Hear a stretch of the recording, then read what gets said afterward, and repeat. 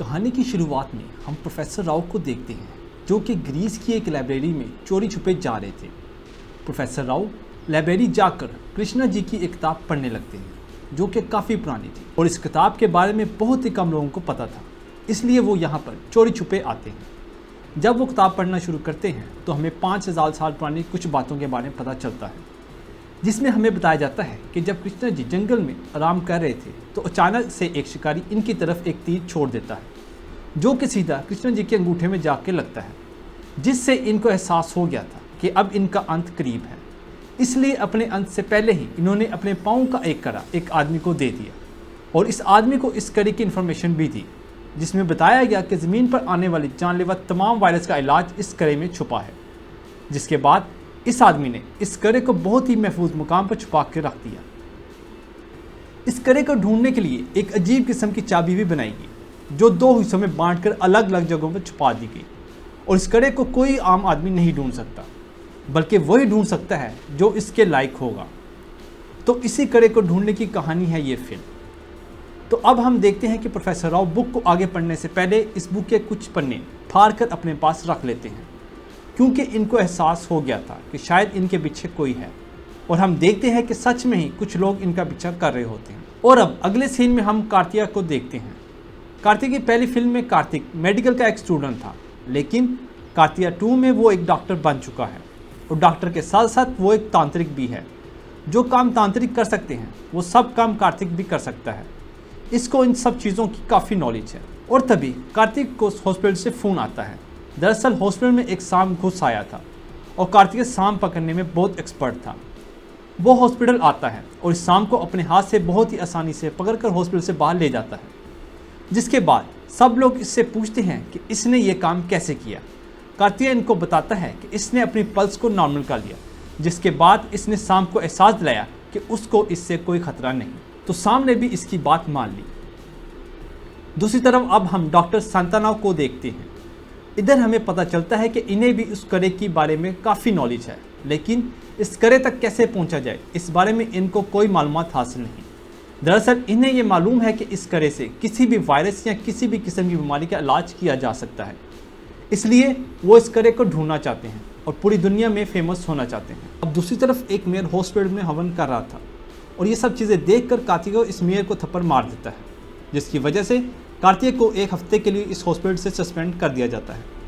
अब हम देखते हैं कि कार्तिक की माँ को बिल्कुल ठीक नहीं लग रहा होता, क्योंकि इनके साथ बुरा ही बुरा हो रहा था। इसलिए वो कार्तिक को लेकर अगले ही दिन द्वारिका पहुंच जाती है। जिसके बाद हम देखते हैं कि कार्तिक वहां पर पूजा पाठ करता है और जब वो नदी में डुबकी लगा रहा था तभी इसके हाथ में मोर का एक पंख आता है।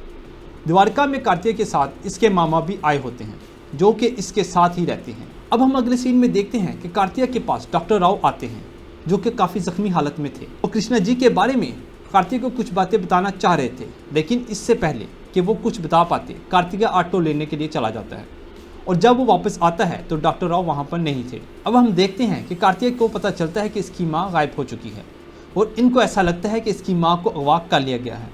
काफ़ी देर वो छानबीन करते हैं लेकिन इनकी माँ कहीं भी नहीं मिलती। थोड़ी देर के बाद कार्तिक के पीछे पुलिस लग जाती है और वो इसको गिरफ्तार करके ले जाती है। कार्तिक को ये बात बिल्कुल भी समझ नहीं आ रही थी कि आखिर पुलिस वालों ने इसको क्यों गिरफ्तार किया है, लेकिन तभी यहाँ पर मगदा नाम की एक लड़की की एंट्री होती है और वो कार्तिक को पुलिस स्टेशन से बचा कर ले जाती है। दरअसल ये लड़की प्रोफेसर राव की बेटी होती है और प्रोफेसर राव ने ही ये सारे काम मगदा से करने को कहे थे। मगदा ये सारी बातें बता ही रही होती है कि तभी एक आदमी इनके पीछे लग जाता है जो कि इनको जान से मारना चाहता था। वो आदमी काफ़ी देर तक इन दोनों का पीछा करता है, लेकिन जब दरमियान में कृष्णा जी की मूर्ति आ जाती है तो वो वहीं पर रुक जाता है और यहाँ कार्तिका को मगदा आसानी से वहाँ से निकाल कर ले जाती है। ये सब बातें जब कार्तिका अपने मामा को बताता है तो इसका मामा इसको बताता है कि वो आदमी कोई और नहीं बल्कि अभीर था। वो कृष्ण भक्त होते हैं और कृष्णा जी के लिए वो कुछ भी कर सकते हैं, यहाँ तक कि जान भी ले सकते हैं, और इसके बावजूद इन्हें पाप नहीं लगेगा। अभीर के बारे में और मालूमात हासिल करने के लिए वो एक पंडित के पास जाते हैं। वो इनको बताते हैं कि अभीरों की तारीख 5000 साल पुरानी है। वो भी कृष्ण भक्त हुआ करते थे, लेकिन निचली जात के होने के नाते बड़े लोग इन्हें किसी भी तरह से भक्ति नहीं करने दिया करते थे। इसलिए एक दिन इन्होंने कृष्ण जी की मूर्ति चोरी कर ली और ये बात जब ऊंची जात वालों को पता चली तो उन्होंने अभीरों को सजा दी और कई सारे अभीरों को मार भी दिया। तब से बचे कुचे अबीरों ने यह कसम उठाई कि कोई भी इंसान जब भी कृष्ण जी के पास जाएगा या फिर इनके नज़दीक जाने की कोशिश करेगा तो वो इसको जान से मार देंगे। लेकिन अगर कृष्ण जी का संसिक्त चल रहा हो तो वो किसी को भी नहीं मारते और शांत हो जाते हैं। यहाँ कार्तिक को ये बात भी पता चलती है कि इसकी माँ किडनैप नहीं हुई, बल्कि वो कृष्ण जी के एक संसिक्त में थी। अब हम देखते हैं कि मगधा कार्तिक को प्रोफेसर राव की कुछ रिकॉर्डिंग देती है और जब वो इसको सुनते हैं तो इनको पता चलता है कि प्रोफेसर राव और मगधा जहाँ आखिरी बार मिले थे वहीं पर कुछ राज दफन है। इसलिए वो तीनों इस जगह पहुँच जाते हैं जो कि 5 सालों से बंद थी। इसी जगह पर एक तालाब भी था, तो कार्तिया इस तालाब में कूद जाता है और काफ़ी देर ढूंढने के बाद इसको एक मोड़ मिलती है जिसमें संस्कृत भाषा में कुछ लिखा था।